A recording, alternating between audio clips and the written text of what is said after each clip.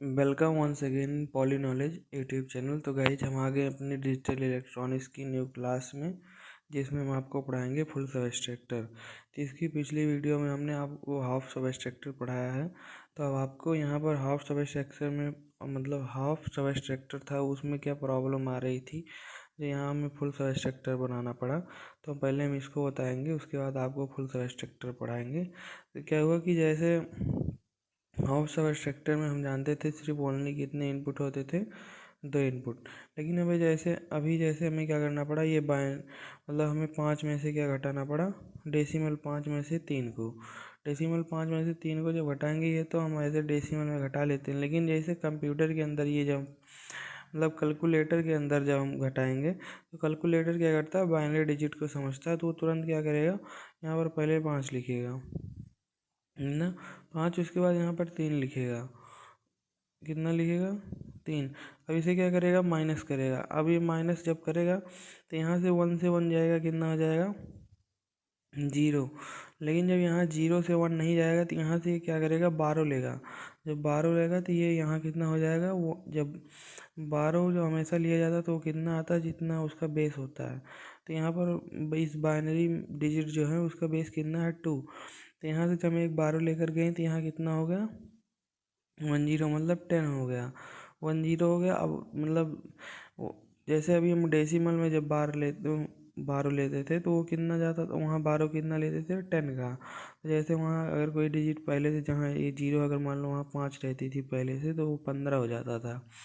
तो इसी प्रकार से क्या होता है, यहाँ पर जब हम 12 लेंगे तो यहाँ पर कितना जाएगा, 1, जिससे ये हो जाएगा। अगर यहाँ पर 1 होता तो 10 जाता, तो 1 1 मतलब 11 हो जा 1 1 हो जाता। लेकिन यहाँ पर क्या है, पहले से 0 है इसलिए आया 12, तो 10 का है, मतलब यहाँ 2 हो गया, डेसिमल में 2 हो गया, बाइनरी में 10 हो गया।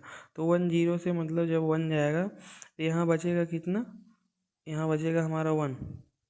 लेकिन प्रॉब्लम कहाँ क्रिएट हुई, जब ये 2 डिजिट हम क्या कर रहे थे, माइनस कर रहे थे। तब तो मान लीजिए हम क्या यूज कर लेते, हाफ सबस्ट्रैक्टर का। किसका, हाफ सबस्ट्रैक्टर का, क्योंकि इसमें 2 ही डिजिट थे। लेकिन जब इसे माइनस किए तब क्या हुआ, यहाँ पर अब 3 डिजिट हो गया। क्या हो गया, 3 डिजिट हो गया। 3 डिजिट मतलब इसके लिए अब 3 इनपुट वाला चाहिए। क्या, इसको घटाने के लिए हमें 3 इनपुट वाला चाहिए, तो हमें क्या बनाना पड़ा, इसीलिए फुल सबस्ट्रक्टर। क्या बनाना पड़ा, फुल सबस्ट्रक्टर। इसीलिए क्या हुआ, इसमें अब हम ऐड मतलब 3 डिजिट वाला फुल सबस्ट्रक्टर बनाएंगे। हमें प्रॉब्लम होने लगी थी माइनस करने में। किसी भी सर्किट को बनाने के लिए उसके पहले क्या लिखो, इनपुट के कॉम्बिनेशन लिख लो। तो हम यहाँ पर क्या करते हैं, आपको इनपुट का कॉम्बिनेशन लिख देते हैं। तो इस प्रकार से हमने क्या किया, अगर हमें 3 इनपुट वाला बनाना है तो हमने क्या किया, सबस्ट्रैक्ट करना है, 3 इनपुट के कितने कॉम्बिनेशन होते हैं उसको हमने लिख दिया है। 3 इनपुट के हमारे 8 कॉम्बिनेशन हो गए। तो इस प्रकार से हमने लिख दिया। हम इसका क्या करेंगे, आउटपुट निकालेंगे। आउटपुट में ये क्या, हमारा डिफरेंस है, ये क्या है, 12 है। तो डिफरेंस मतलब तीनों को जब घटाएंगे कितना आएगा, 12 कितना आएगा। तो इस प्रकार से जब हम तीनों को घटाएंगे, 0 से 0 जाएगा, 0 ही रह जाएगा, फिर 0 से 0 जाएगा 0, डिफरेंस 0 में 12 लेना ही नहीं पड़ा कहीं, 12 भी 0। इस प्रकार से जब इन 0 से ये 0 घटाएंगे, 0 ही हो जाएगा। लेकिन फिर जब जो 0 रहेगा उसमें से 1 घटाएंगे तो हमारा क्या होगा, यहाँ पर 12 लेना पड़ेगा, क्योंकि घटेगा ही नहीं। 0 से क्या होगा, 1 माइनस ही नहीं होगा, तो यहाँ जब 1 का 12 लेंगे तो 10 हो जाएगा, 10। 10 से जब 1 जाएगा तो बचेगा कितना, 1, क्योंकि 10 कितना होता है, ये 2 होता है। 2 से जब हम क्या करेंगे, डेसिमल 1 घटाएंगे तो कितना बचता है, 1 बचता है ना। तो इस प्रकार से यहाँ बचेगा 1, कितना बचेगा, 1। उसके बाद जब इस 0 से 1 को घटाएंगे तो क्या हो जाएगा, 0 से 1 जाएगा नहीं, फिर से हमें 12 लेना पड़ेगा, फिर से ही प्रोसेस। तो 12 हमने कितने का लिया, 1 का, यहाँ पर बचा कितना, 1। और फिर जब इस 0 से ये वाला 1 घटाएंगे तो फिर हमें यहाँ 12 लेना पड़ेगा। और हमने क्या किया, 12 1 का लिया। तो यहाँ देखिए, जब 0 से 1 जाएगा, यहाँ जब 12 लेंगे यहाँ बचेगा 1। मतलब इतनी प्रोसेस में कितना बचा, अभी 1 बचा है। फिर 1 को क्या करेंगे, इससे घटाएंगे, फिर क्या हो जाएगा, बचेगा 0। डिफरेंस में क्या आ गया, 0, 12 में आ गया 1। अब फिर इस वाले में देखेंगे, 1 से जब 0 को घटाएंगे तो 1 से जब हम 0 को घटाते हैं, 1 से 0 जाएगा 0, फिर अरे सॉरी 1 से 0 जाएगा 1। तो 1, फिर जो इतने का रिजल्ट 1 प्राप्त हुआ, उस 1 से हम क्या करेंगे, इस 0 घटाएंगे, तो फिर कितना बचेगा, हमारा रिजल्ट में 1 बचेगा। 12 में हम क्या किए, 12 कुछ नहीं लिए, 0 रहेगा, रिजल्ट 1 बचा। अब क्या कर रहे हैं, अब यहाँ से फिर 1 से जब 0 को घटाएंगे बचेगा 1, फिर 1 से 1 को घटाएंगे बचेगा 0, मतलब 12 और डिफरेंस दोनों 0। 12 कुछ लिए ही नहीं, डिफरेंस 0 आ गया। 1 से 1 को घटाएंगे 0, और फिर 0 से 0 घटाएंगे क्या होगा, 0 ही रह जाएगा। 12 हमने लिया ही नहीं। 1 से फिर से हम 1 को घटाएंगे तो क्या होगा, 1 से 1 को घटाएंगे 0 हो जाएगा। जैसे 1 से 1 को घटाएंगे 0 हो जाएगा। लेकिन अब फिर ये वाला 1 जब इस 0 से घटेगा तो यहाँ पर एक 12 लेना पड़ेगा। हमने 12 ले लिया क्योंकि इस 0 से ये वाला 1 जाएगा नहीं। तो फिर जब हमने 12 लिया तो यहाँ 10 हो गया, 10 से 1 जाएगा, 1 0 से 1 जाएगा तो कितना बचेगा, 1 बचेगा। डिफरेंस 1 आ गया, 12 1 आ गया।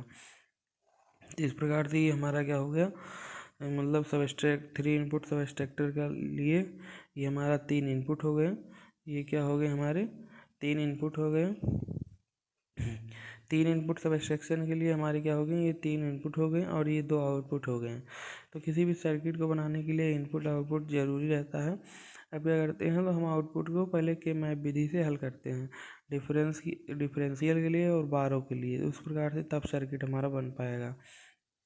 तो क्या करते हैं, हम पहले हम डिफरेंस के लिए क्या करेंगे, के मैप लगाएंगे। 8 इनपुट के लिए कितने कॉम्बिनेशन बनाना है, हमें बनाना है 8 बॉक्स, मिनी बॉक्स बनाने हैं। तो इसमें क्या करना है, यहाँ ए बी लिख देंगे, यहाँ सी लिख देंगे, तो ये क्या हो जाएगा, ए बार बी बार, यहाँ हो जाएगा A bar B, A B bar हो जाएगा। उसके बाद सी बार सी। तो यहाँ पर ये तो हमारा के मैप बन गया। ये क्या, मिन टर्म से M0 होगा, M1 होगा, M2 होगा, M3 होगा, M4 होगा, M5 होगा, M6 होगा, M7 होगा। तो इस प्रकार से हम यहाँ पर फिल कर देते हैं। यहाँ पर देखिए डिफरेंस वाला हम पहले हल कर रहे हैं। तो डिफरेंस में क्या है, पहले M0 क्या है, वो 0 है। फिर M1 क्या है, हाई है। फिर M2 हाई है। यह क्या है, M1 M2 और M4, उसके बाद M7, इतने हाई हैं। तो ये क्या है, M1 M2 हाई है, तो ये हमारा M1 है, M2 है। उसके बाद क्या हाई है, M4, M3 0 है, मतलब M4 हाई है। M4 के बाद कितना हाई है, M7 हाई है, तो यहाँ पर M7 रहेगी। M5 M6 क्या है, 0 है। तो इस प्रकार से हम डिफरेंशियल के लिए बना रहे हैं। तो ये क्या हो जाएगा, अब इसकी हम लूपिंग करेंगे। तो यहाँ एडजसेंट 1 है नहीं, तो हम क्या करेंगे, सबकी अलग अलग लूपिंग कर देंगे, सिंगल सिंगल। तो इसके लिए क्या आएगा, हमारा आएगा ए बार बी बार सी। इसके लिए क्या आएगा, इसी में प्लस लगा के लिखते जाएंगे हम, अलग से नहीं लिखेंगे बार बार। ए बार बी सी बार। उसके बाद क्या आएगा, यहाँ पर इस वाले 1 के लिए ए बी सी, और इस वाले 1 के लिए क्या आएगा, ए बी बार सी बार। अब क्या करेंगे, इसे थोड़ा सा हम सिंप्लीफाई कर देंगे। सिंप्लीफाई करेंगे क्या, इसमें से ए बार कॉमन ले लेंगे, ये हो जाएगा B C plus B C bar. और इसमें से क्या कॉमन ले लेंगे, ए कॉमन ले लेंगे, तो यहाँ हो जाएगा B C plus B bar C bar. ये हमारा क्या हो गया, इग्नोर हो गया, ये इग्जॉर हो गया। तो यहाँ लिख देंगे ए बार, ये इग्जॉर हो जाएगा बी इग्जॉर सी, यहाँ लिख देंगे ए, ये हो जाएगा B ignore C, B ignore C. तो इस प्रकार से हम क्या कर सकते हैं, अगर हमारा लिखा हुआ कहीं बी इग्नोर सी, इसके ऊपर बार लगाया गया हुआ है, तो हम लिख सकते हैं क्या, बी इग्नोर सी। या अगर इसके ऊपर बार लगाया गया है तो हम इतना लिख सकते हैं। ओके, तो इस प्रकार से हम क्या कर सकते हैं, इसे लिख सकते हैं। तो हमारा यहाँ पर क्या करेंगे, जैसे अगर बी इग्नोर सी लिखा हुआ है तो इसे हम बी इग्नोर सी लिख सकते हैं बार लगा के। तो इतने को हम क्या करेंगे, इतने में कन्वर्ट कर देंगे। तो ये हमारा हुआ क्या, ए बार बी इग्नोर सी, उसके बाद ए, इसे क्या करेंगे, बी इग्नोर सी, ऊपर बार लगा दिए। अब क्या हो गया, यहाँ पर ये देखिए फार्मूला बन गया। ए, इतने को पूरा मानिए क्या, बी, ए bar B plus B bar ए, मतलब फिर से क्या बन गया, इतना इग्जॉर बन गया। तो क्या हो जाएगा, ए इग्जॉर, इधर क्या रहेगा, बी इग्जॉर सी, क्या हो गया, ए XOR B XOR C, मतलब ए बार बी बार ए। इस प्रकार से क्या हो गया, ए XOR B XOR C का फार्मूला हो गया। ये हमारा आ गया डिफरेंस में क्या, ये तीनों का XOR आ गया।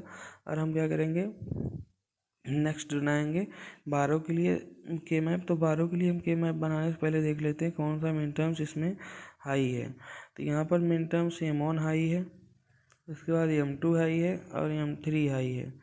क्या है, M1 M2 M3 हाई है, उसके बाद यहाँ पर M7 हाई है। तो हम क्या करते हैं, जब इन तीनों को याद रखें तो हम नेक्स्ट पेज में के मैप आसानी से बन जाएगा। तो हम चलते हैं नेक्स्ट पेज की तरफ।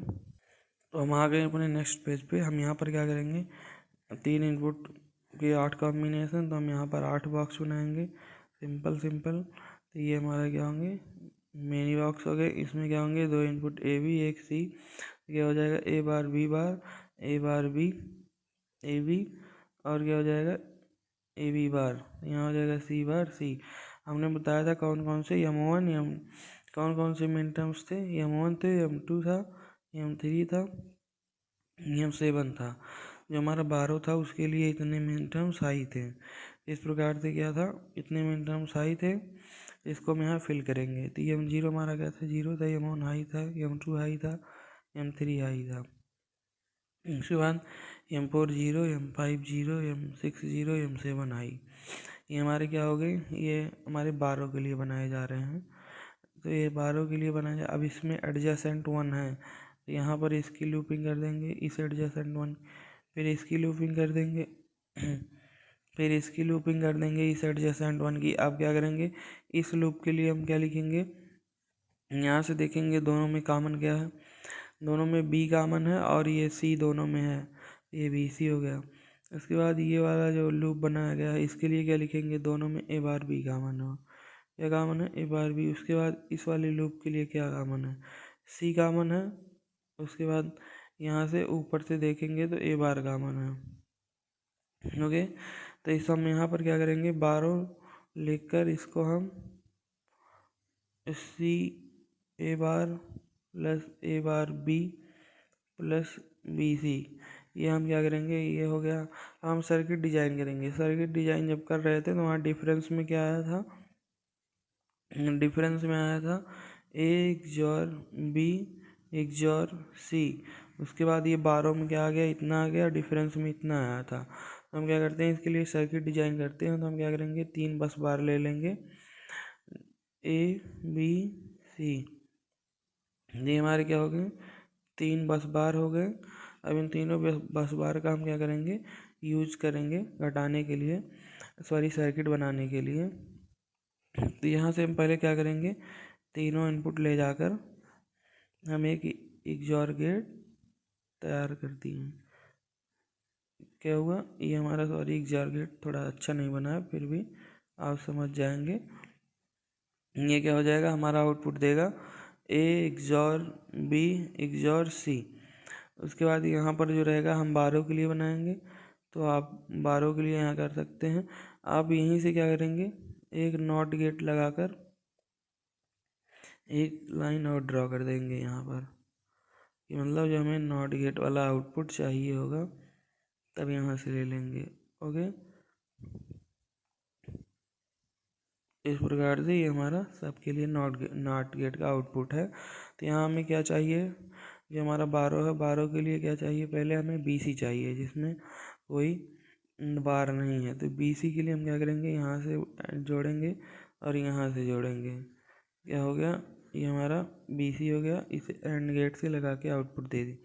उसके बाद क्या चाहिए, A बार B चाहिए। A बार कहाँ से मिलेगा, इधर से मिलेगा A बार। उसके बाद B कहाँ से मिलेगा, यहाँ से मिलेगा।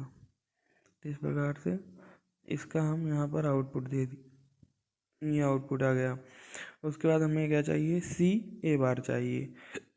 तो क्या हुआ, हमारा C यहाँ से मिलेगा, A बार कहाँ से मिलेगा, यहाँ से मिलेगा। तो इस प्रकार से हमने इसको फिर से एंड गेट से आउटपुट निकाल दिया। और इसको हमने क्या करेंगे, तीनों को और गेट से यहाँ पर और गेट से इसका आउटपुट निकाल देंगे। तो और गेट के बाद यहाँ पर क्या आया था, BC। यहाँ पर क्या आया था, A बार B यहाँ पर क्या आया था सी ए बार। अब यहाँ पर आउटपुट क्या मिल जाएगा, तीनों ऐड हो जाएंगे। ऐड होने का मतलब आर के साथ, आर सिंबल के साथ बन जाएंगे सी ए बार। तो क्या हो गया, इस प्रकार से ये हमारा फुल सबस्ट्रक्चर बन गया है। अब ये हमारा फुल सबस्ट्रक्चर की इमेज है। तो इस प्रकार से हमारा फुल सबस्ट्रक्चर का सर्किट डायग्राम बन गया है। तो हम क्या करेंगे, नेक्स्ट वीडियो में आपको implementing full substructure using two half adder करके हम बताएंगे कि मतलब दो हाफ सबस्ट्रक्चर फुल सबस्ट्रक्चर बना सकते हैं। तो थैंक यू दोस्तों। अगर आपको हमारा ये वीडियो अच्छा लगा हो तो लाइक शेयर सब्सक्राइब करें। नेक्स्ट वीडियो में आपको कन्वर्टर भी बताया जाएगा, BCD to XS3 code converter.